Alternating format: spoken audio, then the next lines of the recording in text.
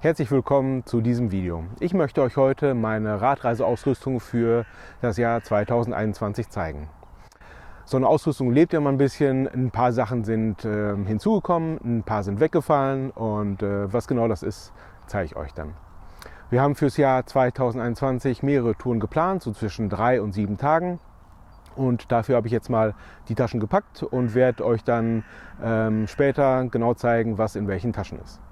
Von außen sieht das Rad jetzt so aus. Keine großen Veränderungen zum Vorjahr.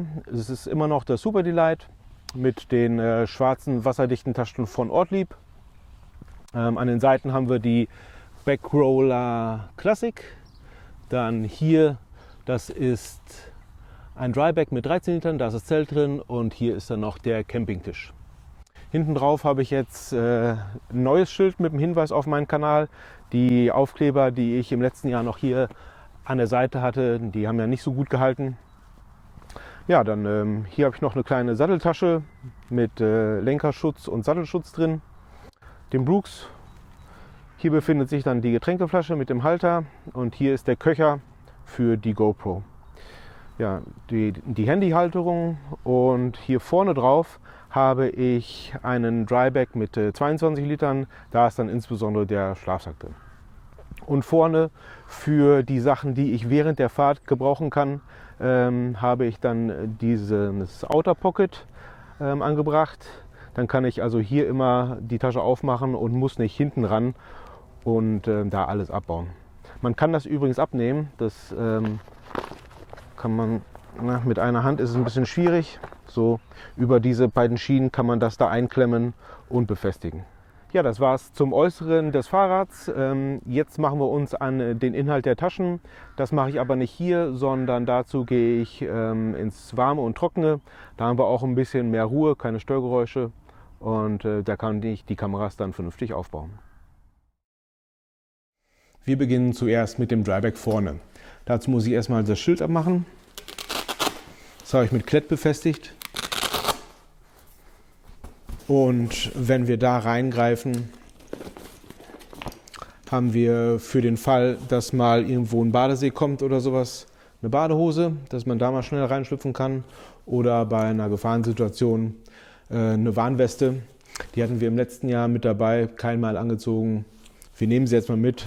Sie passt halt gut hier rein, stört nicht. Ja. Jetzt ist hier noch das Zelt drin. Das hatte ursprünglich natürlich eine eigene Tasche. Aber die nutzen wir jetzt gar nicht mehr. Wir packen es einfach direkt hier in diesen Sack. Da passt es gut rein, ist auch wasserdicht. Ja. Da haben wir einmal die Stangen, die farblich unterschieden sind, damit man weiß, was auf welche Seite gehört. Heringe. Hier drin ist das Footprint, also die Unterlage unterm Zelt, um den Zeltboden vor Wasser und Dreck zu schützen. Ja, und die packen wir einfach in eine separate Tüte, damit den Rest des Zeltes nicht befeuchtet. Und das ist dann aufgerollt, das Innenzelt und das Außenzelt. Also ja, das Zelt ist sowieso super. Es ist ein Dreierzelt, wir sind zu zweit und dann haben wir beide an beiden Seiten noch ein bisschen Platz. Sehr durchdacht, sehr gut verarbeitet. Auf beiden Seiten hat man dann eben Vorzelte, da kann man dann die Taschen reintun. Also wirklich super. Ja. Das war's dazu. Soweit meine Ausrüstung auf Amazon verfügbar ist, schaut gerne mal in die Videobeschreibung. Da sind die einzelnen Artikel nämlich mit Link nach Taschen sortiert aufgelistet. Und ich würde mich natürlich auch freuen, wenn ihr mir auf Instagram folgt. Dann war ja hinten drauf auch noch der Campingtisch, welcher auch wirklich praktisch ist, sehr stabil, kann man 30, 40, 50 Kilo draufstellen. In Verbindung mit den Campingstühlen, die ich euch auch noch zeige, ja, einfach super. Ohne wollten wir nicht mehr fahren. Machen wir weiter mit dem Dryback vorne. Wenn wir da reingreifen, dann ist das hier die kleine Tasche mit der Drohne an sich. Ich plane also die Drohne hier rein zu tun, da komme ich dann während der Pause auch schnell dran. Während die Steuerung und das Ladegerät für die 3 Akkus in dem Outer Pocket ganz vorne in dieser Außentasche dran ist. Ja, die Tasche hier habe ich mir nochmal separat gekauft. Da ist eben die Drohne, ja, schön klein, zusammengefaltet. Ich kann sie nochmal eben auspacken, also mit diesem Drohnenschutz oder Propellerschutz. So. Dann kann man die hier ausklappen, erst die oberen, dann die unteren, so von unten nach oben. Und hier ist dann der Gimbalschutz. Ja, und jetzt könnte es eigentlich losgehen. Dann haben wir noch die dazugehörigen ND-Filter für die Drohne in 6 verschiedenen Stufen. Das dient dazu, wenn das Licht mal sehr grell ist, dann kann man das vor die Linse schieben, dann wird die Helligkeit reduziert und der Shutter Speed ist nicht zu schnell, sondern langsamer, sodass es flüssigere Bilder ergibt. Und das ist dann angenehmer zu schauen später. Habe ich jetzt neu, werde ich dann mal austesten.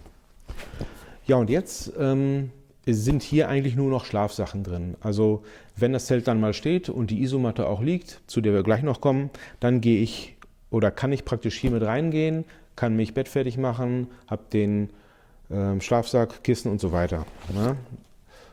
Also das Kissen, das ist super, mit einem sehr guten Schlafkomfort. Das komprimierbare Kissen kann man dann hier aus der Tasche raus befördern, ein bisschen aufschlagen, die Kordel hier reinschieben. Ja. Ja, das ist einfach wirklich gut. Ich bin jemand, der oder für den das Kissen am wichtigsten ist beim Schlafen und damit kann ich wirklich gut schlafen. Ich hatte vorher auch mal probiert, es mit einem aufblasbaren Kissen. Das ist natürlich vom Packmaß super, allerdings war der Schlafkomfort da nicht so gut.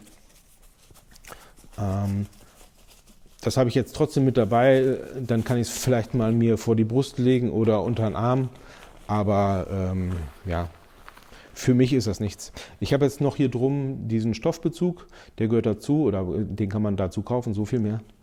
Und aufgeblasen ist es auch ziemlich schnell.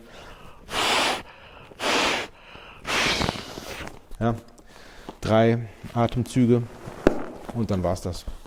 Also für Leute, für die ein Kissen vielleicht nicht so wichtig ist, ist das hier die gute oder richtige Lösung. Für mich leider nicht.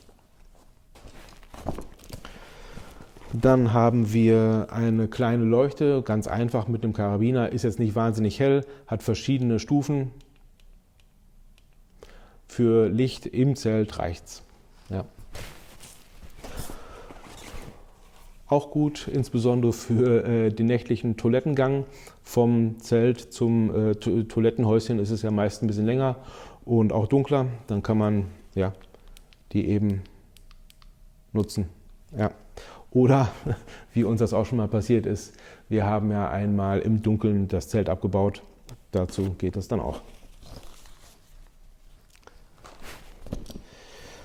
So, ja, und weil man ja die Lautstärke auf der Zeltwiese nicht immer beeinflussen kann, letztens hatte ich mal die Oropax vergessen, das war bei der Moseltour und da war es nachts bis 1 Uhr so laut. Auf jeden Fall Oropax mit dabei und die Schlafbrille, weil es ja morgens dann doch mal früher hell wird, so ab 5, 6 Uhr und auch wenn man noch schläft, dann kriegt man das ja durch die Augenlider dennoch mit, dass es dahinter dann hell ist und dann wacht man früher auf, also auch die Schlafbrille.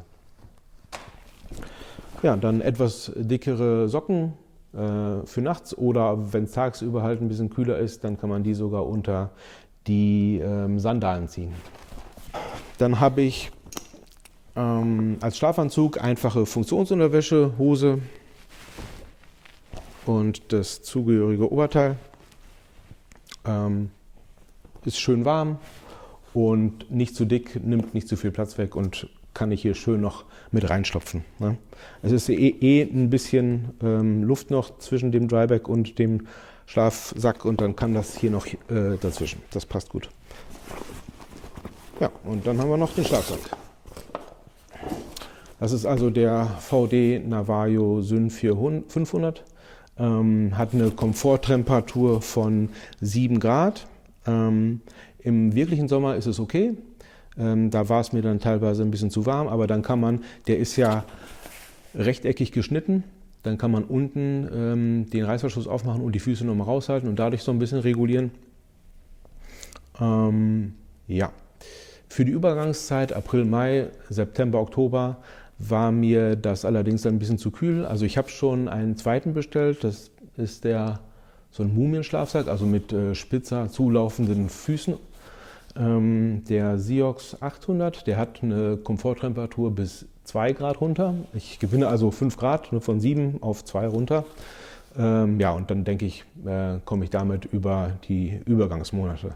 Ja, aber für den richtigen Sommer ist der gut. Ja, das war's zum Dryback vorne. Da habe ich also alle meine Schlafsachen drin, kann damit dann abends ins Zelt gehen, mich bettfertig machen und am nächsten Morgen, wenn ich aufstehe, gehe ich nicht erstmal raus aus dem Zelt, sondern bleib drin, ziehe mich dann um für den Tag, roll den Schlafsack wieder ein, die Kissen, den Schlafanzug, pack alles wieder in den Dryback rein und dann habe ich für den nächsten Abend alles wieder an einem Platz und muss mir das nicht halt aus 3 verschiedenen Taschen zusammensuchen. Das ist auf jeden Fall eine bewährte Systematik bei mir. Kommen wir als nächstes zum Outer Pocket und damit zur Technik, die ich ja auch mitschleppe. Da habe ich einmal für die Navigation und Real Life mein Handy, mit dem ich gerade auch den Ton separat aufnehme. Dafür brauche ich natürlich Strom. Dann habe ich die GoPro mit diesem Stativ, was man auch ausfahren kann, feststellen oder auch nur zur Hälfte, geht auch. Ja, mit einem Windschutz dran, sehr gut. Und man hat auch hier auch noch einen Fuß, den man dran schrauben kann.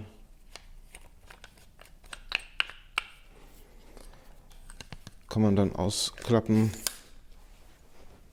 und so hinstellen. Ja. Und dann habe ich ja noch die Drohne. Also ich habe einige Sachen, die ich dann mit Strom versorgen muss. Und die meisten Sachen habe ich dann hierzu in dem Outer Pocket. Dann noch die Steuerung, wo man hier oben das Handy einklemmt und dann kann man auf dem Handy dann das Bild der Kamera der Drohne sehen. Das ist das Ladegerät mit 2 Akkus drin. Der dritte ist natürlich in der Drohne. Das zugehörige Ladekabel sieht so aus. Dann das Ladekabel vom Handy. Dann habe ich neu eine Powerbank. Die hat zwar genauso viel Kapazität wie die alte, 26.800 mAh, glaube ich, aber der große Vorteil ist, via USB-C ist die hier in gut 3 Stunden aufgeladen, während die alte bestimmt 12 Stunden gebraucht hat. Ja, und so habe ich dann die Gewissheit, dass ich auf dem Campingplatz alles laden kann. Handy, GoPro-Akkus, das sind ja auch 3, Drohnen-Akkus, das sind auch 3 und die Powerbank und das E-Bike sowieso natürlich auch. Das heißt, ich kann alles vollladen, auch die Powerbank und kann die dann am nächsten Tag hier mit drin führen, mit auch zum Beispiel dann den GoPro-Akkus mit dem Ladegerät und kann das dann während der Fahrt alles wieder aufladen. Und das hat den großen Vorteil, dass ich nicht mit leeren Akkus am nächsten Campingplatz ankomme und dann erstmal denke, oh Gott, das allererste, was ich tun muss, ist laden, damit ich filmen kann und was auch immer. Nee, dann komme ich da mit vollen Akkus an und die Welt ist gut. Ja. Das Netzteil hierzu ist im Backroller, brauche ich ja während der Fahrt nicht, weil ich selbst am Vortag aufladen können. Das zeige ich euch dann gleich noch. Dann habe ich hier noch feuchtes Toilettenpapier. Während der Fahrt macht man sich auch mal die Hände dreckig oder beim Kochen auf dem Campingplatz. Da möchte man ja nicht immer die 200-300 Meter bis zum nächsten Waschhaus laufen, sondern einfach nur mal eben kurz die Hände sauber machen. Das geht dann hier mit feuchtem Toilettenpapier ganz gut. Das kann man dann für alles nutzen und dann auch ins Klo ablassen. Als Platzhalter für Sonnencreme habe ich hier diese Tube mit dabei, also Sonnencreme auch natürlich und Vaseline als Schutzfilm fürs Gesäß. Das gibt nochmal so ein bisschen weiteren Schutz. Und das war's auch zum Outer Pocket. Kommen wir als nächstes zur Kleidung, die ich während der Fahrt anhabe oder vorhin beim Intro auch noch anhatte. Aber einmal die sehr praktischen Teva-Sandalen, schlicht schwarz mit einer etwas gröberen Sohle. Hat den Vorteil, hat ein gutes Fußklima und werden auch schneller trocken als zum Beispiel Turnschuhe, die ich dann während einem Regenschauer oder so auf der Fahrt anhab. Bis die dann mal trocken sind, ja, das vergeht Tage. Also wenn es das Wetter zulässt, immer diese Teva-Sandalen. Dann das nächste super praktische, man wird auf einer Radreise sowieso nie einen Schönheitswettbewerb gewinnen, deswegen Funktion siegt. Ja. Das gilt für die Teva-Sandalen als auch für die Zipperhose hier. Die hat hier eben einen Reißverschluss. Auf der einen Seite ist das schwarz gehalten, auf der anderen Seite ist es rot. Und so kann man sich dann mit den Beinen nicht vertun. Und hat halt den Vorteil, dass man eine Hose hat. Morgens ist es meist noch ein bisschen kühler. Dann trägt man die komplette Hose und ab 10, 11 Uhr, wenn es dann ein bisschen wärmer wird, kann man die Hosenbeine abmachen und in den Taschen verstauen und hat eine kurze Hose. Ja. Und vom Stoff her ist sie auch so, dass man direkt relativ leicht abrubbeln kann, vielleicht auch mit ein bisschen Wasser. Ja, das ist die einzige Fahrradhose, die ich dabei hatte auf den 11 Tagen und im letzten Jahr. Genau. Dazu gehört diese Polsterhose. Das ist eigentlich ein Artikel bei VD und diese Polsterhose habe ich mir dann aber noch ein zweites Mal extra bestellt. Und das habe ich dann in dem Backroller als Ersatz. Also hiervon habe ich 2, während ich von der Hose nur eine habe. Dann habe ich neu einen Gürtel von Tatonka, ziemlich leicht und auch schlicht schwarz, mit so einer Schnalle hier. Das Interessante, was ich jetzt nicht wirklich nutzen werde, aber hier ist noch ein Fach drin mit einem langen Reißverschluss und da kann man nochmal Sachen reintun, wie Geld oder so oder Schlüssel. Werde ich meist nicht nutzen, aber vielleicht kommt mal die Gelegenheit, wo ich das doch mal brauche. Ja, dann hatte ich im letzten Jahr ja noch einfache Baumwoll-T-Shirts. In diesem Jahr habe ich dann wahrscheinlich meist dieses Trikot hier an. Ist nicht zu eng geschnitten und hat auf der Rückseite dennoch diese 3 Taschen, die für Radtrikots eigentlich immer typisch sind. Ja, aber halt den Vorteil, nicht zu eng. Und darüber ziehe ich dann die Fließjacke. Davon habe ich noch eine weitere in der Tasche. Ja, ich versuche halt nicht zu viel Kleidung mitzunehmen, sondern mich dem Zwiebelprinzip zu bedienen. Ja, das T-Shirt oder das Trikot mit der Jacke und wenn es immer ganz kalt ist, dann könnte ich zusätzlich noch die Funktionswäsche tragen und noch drüber die Regenjacke. Ja, und dann hätte ich 4 Lagen und damit bin ich auch gegen ziemlich starke Kälte geschützt. Fahrradhandschuh.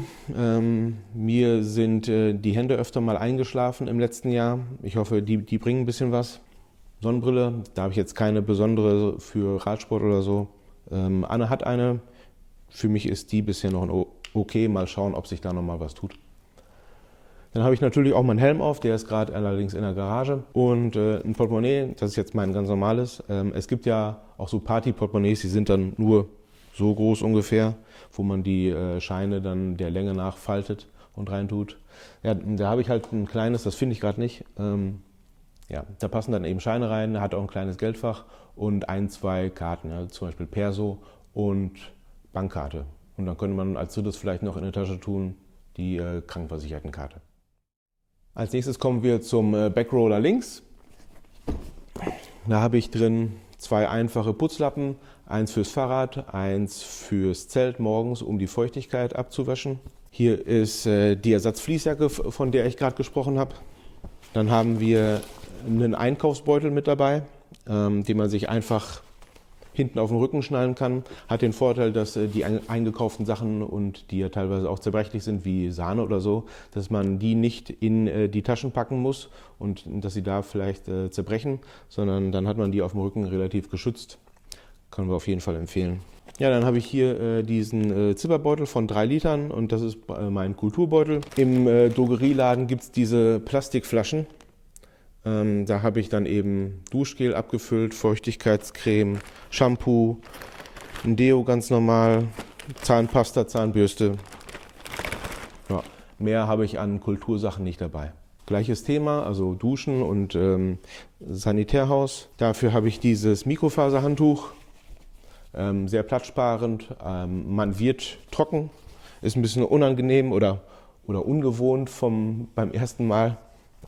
Man gewöhnt sich aber dran. Dann haben wir hier in diesem Zipperbeutel Werkzeug. Da habe ich mir Bremsbeläge besorgt und mich schon mal informiert, wie ich die gegebenenfalls während der Fahrt oder während der Tour wechsle. Das ist die Luftdruckpumpe für meine Hinterradfederung. Und das ist eine ganz normale Luftpumpe für die Reifen. Ja, und dann habe ich hier allerhand drin zum Festzurren von verschiedensten Schrauben. Da gibt es ja Multitools, allerdings habe ich dann kein passendes Multitool gefunden, was verschiedene Inbusgrößen und verschiedene Torx-Größen und Kreuzschlitz und so weiter vereint. Deswegen habe ich so einen einfachen Schraubendreher, wo man diese Torx oder Bits reinstecken kann. Und hier habe ich dann alle drin aufgereiht, die ich so brauche. Die ist hier noch zum Lösen der Räder. Hier drin habe ich dann separat Flickzeug. Da haben wir einmal die Plastikdinger zum Lösen des Reifens von der Felge. Dann hier dieses grüne ist das Flickzeug an sich und einen neuen Schlauch.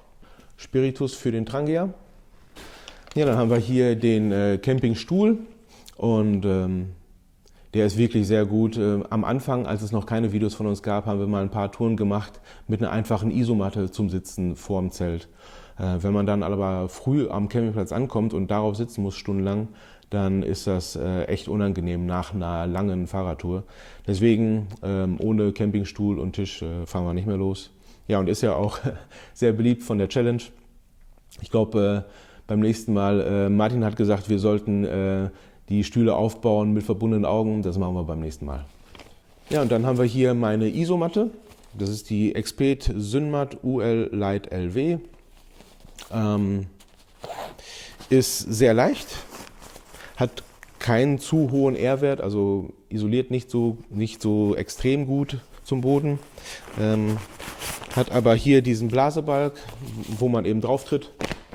Ja, und hat den Vorteil, dass man muss also nicht mit dem Mund aufpusten und dadurch könnte dann Feuchtigkeit über den Atem in die Matte gelangen und dann fängt die nicht an zu schimmeln. Also das ist gut. Ja, und dann habe ich hier noch drin 2 Wäscheklammern, weil beim Aufrollen morgens verzieht die sich immer ein bisschen und dann fixiere ich das mit den Klammern und dann kann ich die besser aufrollen. Dann habe ich das auch direkt hier drin. Ja, und Liegekomfort ist einfach wirklich gut dabei. Ich bin Seitenschläfer und auch dabei liege ich nicht durch. Die Matte ist ziemlich dünn, würde ich sagen, so ungefähr. Ja, auf jeden Fall zu empfehlen. Ja, und dann haben wir hier noch den Trangia, den habe ich auch noch reinbekommen. Eigentlich hat den Trangia und den Küchenbeutel, den ich euch gleich noch zeige, Anne mit dabei. Ich zeige es euch der Vollständigkeit halber natürlich auch, aber bei den Touren wird es wahrscheinlich eher Anne dabei haben.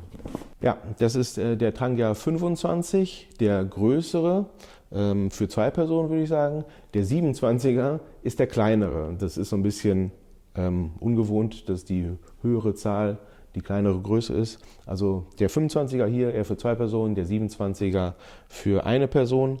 Und der wird betrieben nicht mit Gas, sondern mit Brennspiritus. Ich habe mal mit welchen gesprochen, die hatten dann während der Tour Probleme, Gas zu bekommen. Und ich glaube, Brennspiritus findet man einfacher in jedem Supermarkt. Das war ja eben diese Flasche hier. Hatte ich jetzt aus dem Edeka gekauft. Gut, also machen wir den mal auf. Oben drauf die Pfanne.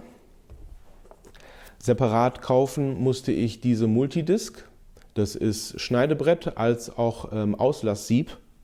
Zum Beispiel oder Deckel und Auslasssieb. Gut, das passt jetzt für die Pfanne nicht, aber bei den Töpfen passt es. Das ist die Zange zum Halten von heißen Sachen. Einfach ein Korkuntersetzer. Das sind 2 Brenner. Es ist eigentlich nur einer dabei, aber ich habe 2 Trangias. Ich habe den kleineren auch noch und ich habe dann beide immer voll gefüllt mit Spiritus. Das ist schon da drin und dann kann ich direkt beginnen. Man schraubt es hier auf, zündet es an und kann das dann später hiermit löschen und draufwerfen. Ja, hier ist dann auch nochmal eine extra Flasche für Spiritus drin. Das ist Feuerstahl, ist gar nicht so einfach, wie ich dachte, oder es ist vielleicht einfach ein schlechter Feuerstahl. Vielleicht steige ich da mal um auf normales Feuerzeug. Manchmal komme ich mir da ein bisschen affig vor. Damit es nicht so klappert, einfach nochmal ein separater Lappen. Ja, und dann kommen jetzt hier die Töpfe zum Vorschein. Ja, die sind eigentlich fast gleich groß, die passen halt gerade ineinander rein. Und man baut den dann so auf.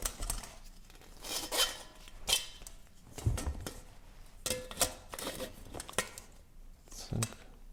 So. Pfanne. Und wenn man die Töpfe benutzen möchte, klappt man dies hier ein und stellt die Töpfe rein. Kann dann den Deckel bzw. Ausgusssieb oder Schneidebrett oben drauf tun als Deckel. Ja, und dann kann man hier mit der Zange immer noch reingreifen und könnte es dann so ausschütten. Also ein sehr gutes Set und lässt sich dann eben sehr platzsparend wieder zusammenbauen. Finde ich sehr gut. Dann haben wir passend dazu hier den Organizer mit den ganzen Küchensachen drin. Den hat auch Anne. Wir haben übrigens keine Verpflegung mit dabei. Ja? Also maximal Salz, Pfeffer, Zucker, Zimt, aber kein Essen. Das kaufen wir uns alles während der Fahrt. Ganz am Anfang hatten wir auch probiert, uns morgens selbst Kaffee zu machen, weil wir absolute Kaffeetrinker sind.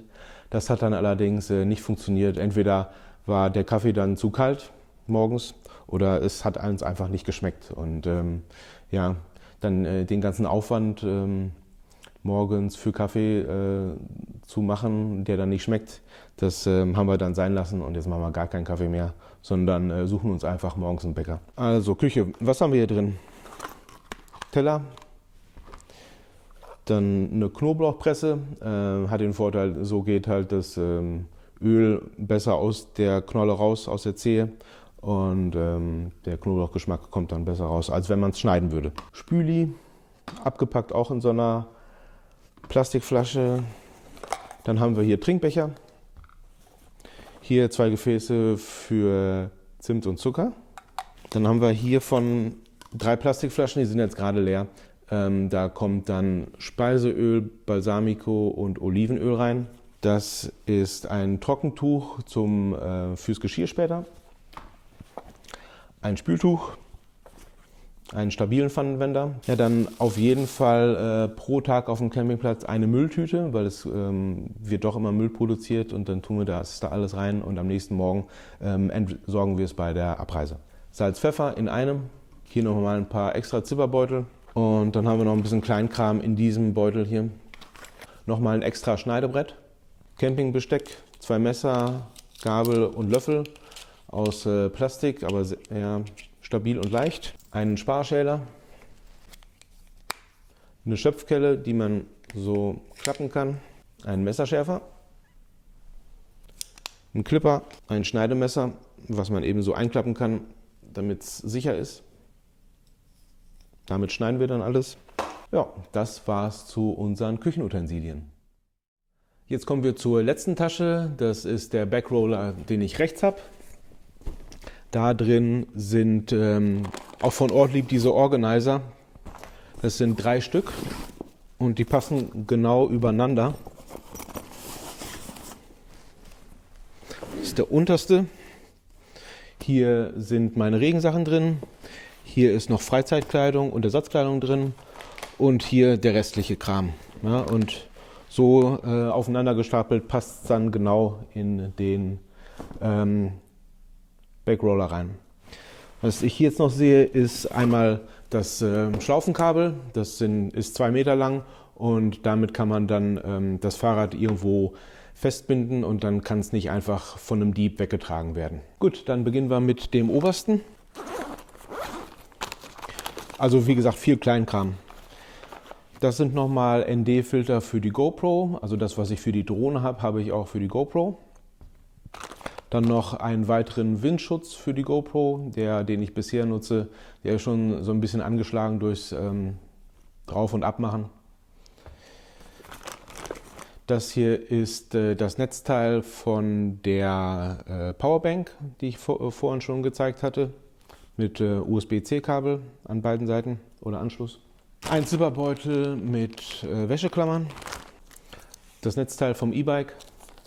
Dann für den Campingplatz diesen CEE-Stecker, relativ klein und den verlängere ich dann mit einem relativ leichten 5 Meter Verlängerungskabel, was ich dann auf dem Campingplatz nutze. Damit kann ich dann den Strom so ein bisschen Richtung unserem Zelt legen. Also ich glaube, es ist nicht offiziell zugelassen für Campingplätze. Ich glaube, da gibt es eigentlich spezielle Kabel für, die dann auch ein bisschen mehr gegen Wasser geschützt sind, als es jetzt dieses hier ist. Die haben dann vielleicht hier vor noch eine Klappe, das hat dieses jetzt nicht. Vorteil ist halt von diesem Kabel, dass es schön leicht ist. Ja, und da stecke ich dann diesen Dreierstecker rein und dann haben wir einen dreifachen Stromanschluss. Autan, Bepanthen, falls irgendwas wehtut, Tempos, hier nochmal ein USB-A-Ladegerät, Blistex, Schweizer Taschenmesser. Dann habe ich hier einen Kabelbinder aus Klett. Ist halt super, wenn man viel im Zug reist. Dann kann man damit nämlich die Vorderradbremse feststellen. Das Vorderrad ist ja das, was einmal vor und zurück schiebt, aber auch zur Seite rollen kann. Und wenn die Bremse halt feststeht, dann tut sich an dem Fahrrad nichts. Im Zug bei Beschleunigung oder Bremsen rollt es ja sonst mal vor oder zurück. Das kann man dann hiermit verhindern. Und dann muss man es noch ein bisschen seitlich fixieren mit so einem Spanngurt. Also das ist echt gut. Ja, und dann habe ich noch hier symbolisch Tabletten drin. Das ist jetzt ein Mittel gegen Allergie. Dann würde ich auch noch mitnehmen Kopfschmerztabletten, Finestil vielleicht, sowas. Ja, das war's hierzu. Gut, dann kommen wir zum mittleren Organizer. Den habe ich hier mit dieser Schlaufe gekennzeichnet. Daran erkenne ich dann also von außen, was drin ist. Und ich weiß, dass die Regensachen in diesem hier sind, in dem untersten mit diesen Henkeln. Wenn man halt von außen schon sehen kann oder das unterscheiden kann, dann spart man da auch ein bisschen Zeit. Zuerst die Polsterhose, die zweite, die ich vorhin schon mal genannt hatte. Dann einfach 2 Unterhosen. Und dann habe ich hier 2 T-Shirts und 2 kurze Hosen drin, einfach für die Freizeit. Also da halt auch nicht allzu viel mit dabei. Ich habe eigentlich auf jedem Campingplatz bisher Waschmaschinen und Trockner gesehen. Und das würden wir auch nutzen oder werden wir weiterhin nutzen. Dass wir so alle 3 Tage vielleicht mal einen Waschtag machen. Dann ist die eine Garnitur in der Wäsche und die andere habe ich dann in der Zeit auf dem Campingplatz an. Aber ich denke, je weniger Kleidung man dabei hat, desto einfacher wird es, weil du einfach keine Wahl hast. Ja? Und dann nutzen wir gerne mal die Waschmaschine für ein paar Euro und sind dann ein bisschen leichter unterwegs tagsüber. Gut, und zuletzt dann dieser Organizer mit den Regensachen oder wärmeren Sachen. Hier ist jetzt also ein Buff drin. Den kann man dann so als Schal oder als Mütze benutzen, je nachdem, was man gerade möchte. Damit habe ich dann auch schon mal geschlafen. Dann von VD, also vieles hier ist VD. Handschuhe, nicht wasserdicht, aber wasserdicht sind hier von Sealskins diese wasserdichten Socken halt. Das hier sind Regenschuhüberzieher. Ja, ganz einfach, nichts Wildes, aber hilft gegen Feuchtigkeit, falls man dann doch mal Turnschuhe anhat. Dann die Regenüberziehhose, eine ganz einfache. Ja. Und zu guter Letzt die Regenjacke.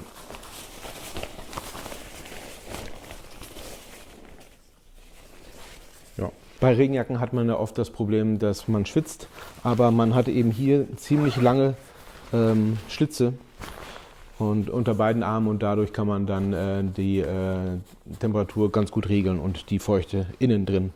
Also die habe ich eigentlich immer auf, auch bei starkem Regen, weil das ist ja unterhalb des Arms. Da kommt keine oder nicht viel Feuchtigkeit rein. Das war meine Ausrüstung für 2021. Ihr habt vielleicht gemerkt, dass die Sony Alpha 6400 nicht dabei war. Das ist die Kamera, mit der ich jetzt auch gerade filme. Und mit der wollte ich ja eigentlich auch Fotos in meine Videos einfließen lassen.